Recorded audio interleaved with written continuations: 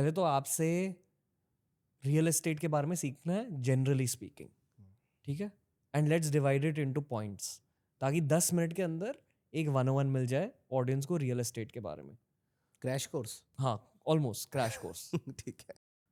But I would love कि with in 10 points या 9 points आप बता दीजिए एक 22-year-old को कि रियल एस्टेट में $multi-million करियर कैसे खड़ा करते हैं।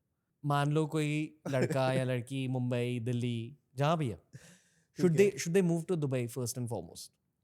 देखिए, दुबई मूव करना ज़रूरी नहीं है, कहीं पे भी मूव करो। अपने आप जहाँ पे रहते हो वहाँ पर भी आप काम कर सकते हो।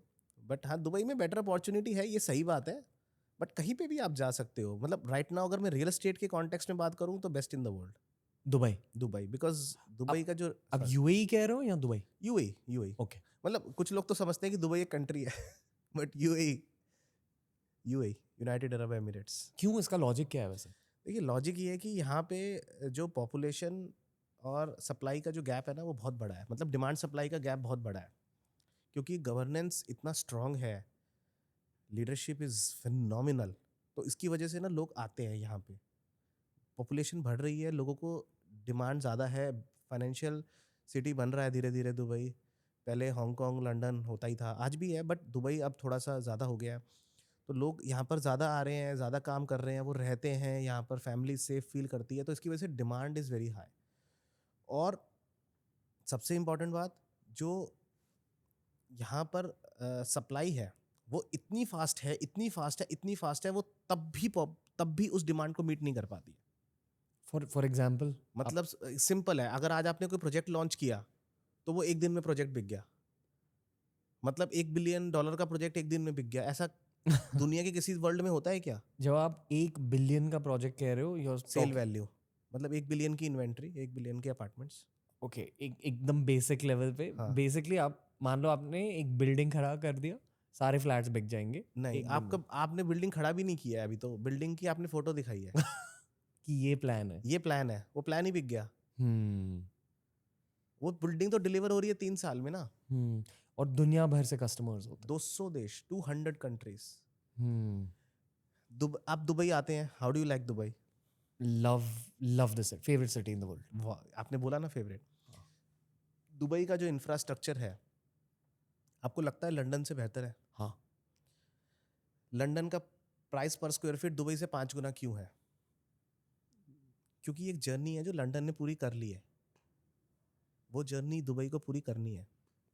मतलब हिस्टोरिकली वो होना ही है ना। एक्सेप्टेबिलिटी जब लोगों की बढ़ती है ना, तो डिमांड बढ़ती है, और डिमांड बढ़ती है तो प्राइस बढ़ता है। आई थिंक यहाँ you can get the world's best life, ये तो सच है। राइट? और एक और एंगल है। वैल्यू फॉर मनी, मैंने बोला ना। कल मतलब ही जो sorry to No, interrupt please, you, please. But जो प्राइस आपको जितने में मुंबई में अपार्टमेंट मिलता है उतने में दुबई में मिलता है सस्ता मिलता है उससे। रेंट ज्यादा है कहाँ है? बहुत ज़्यादा है ना रेंट यहाँ पे। मतलब 10% आपको रेंटल वैल्यू मिलता है, 8% to 10%। क्योंकि जो बाहर से लोग आते हैं, जो टेम्परेरी रहने आते हैं, वो रेंट पे घर लेते हैं। एयरबीएनबी, यहाँ पर जो टूरिज्म है, एयरबीएनबी मॉडल आपका बहुत सक्सेसफुल है, तो rental value is very high. If 100% is complete saturation of the market, तो अब दुबई कहाँ तक पहुंचा है इन परसेंटेज? सैचुरेशन अगर 100% बोलो तो मेरे को लगता है 5%, 5 to 10%। 95% of the game is अभी तो लेफ्ट। बाकी है ना। मैं आपको ये इसलिए पूछ रहा हूँ क्योंकि काफी सारे रियल एस्टेट मिलियनर्स और बिलियनर्स मिले हैं मुझे दुबई में, who have built their careers over the last 20-30 years। तो उनकी जर्नीज को देखकर कभी कभी लगता है कि यार शायद ये रियल एस्टेट की गेम खत्म हो गई है दुबई में। नहीं, हो ही नहीं सकती ना रियल एस्टेट की खत्म। वो कभी नहीं खत्म हो सकती, बिकॉज पॉपुलेशन अभी कुछ भी नहीं है। यूएई की पॉपुलेशन इज 10 मिलियन। मतलब यूएई की पॉपुलेशन 10 करोड़ है, और इसमें से करीब 85% जो है वो नॉन एमिरातीज है, मतलब नॉन लोकल है, यानी एक्सपेट्स बोल सकते हो, रेजिडेंट्स बोल सकते हो आप उनको। एक ट्रैवलर्स पर्सपेक्टिव ये है कि जब भी हम यहाँ आ जाते हैं कुछ नया बन जाता है, सम मतलब न्यू थिंग ऑलवेज। आप रात को सो के उठोगे तो एक फ्लोर मिल जाएगा घर के सामने जो बिल्डिंग बन रही है आपके फास्ट इतना है ना। मतलब बुर्ज खलीफा 4 साल में खड़ा कर दिया। 2009 में बुर्ज खलीफा बन के तैयार हुआ था, 2024 भी खत्म हो गया है।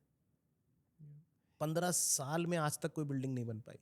पता है बहुत सारे जेनजीज आजकल पॉडकास्ट सुनते हैं जी जी। एंड मेरे ख्याल से जो जेनजीज पॉडकास्ट सुनते हैं वो एक्चुअली काफ़ी एम्बिशियस है इसलिए पॉडकास्ट सुनते हैं और काफ़ी बच्चों को इंस्ट्रक्शन मैनुअल चाहिए करियर्स के लिए क्योंकि कॉलेज में करियर गाइडेंस नहीं दी जाती अकॉर्डिंग टू मी।